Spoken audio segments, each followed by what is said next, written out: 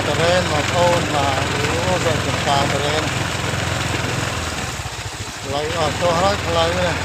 đẩy đẩy chúng ta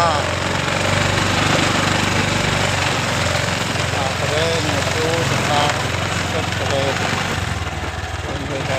rất tờ rên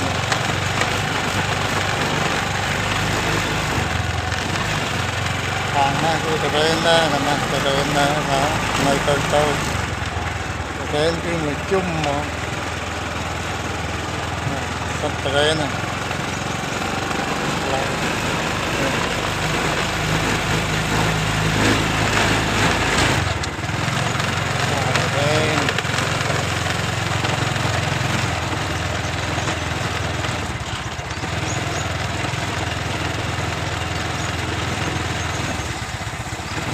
ta tren sana ta penom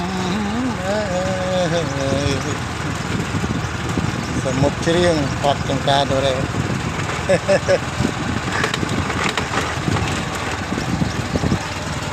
rất keren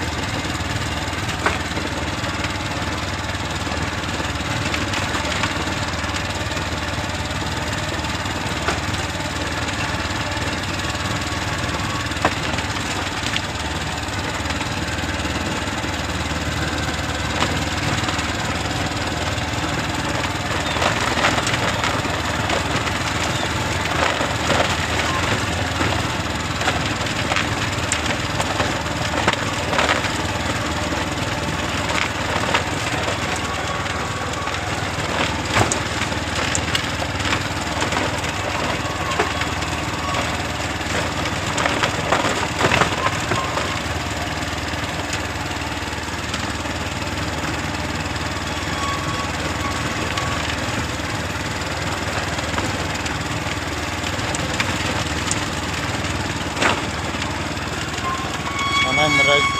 belum mereka set mereka keren cek kenal keren kenal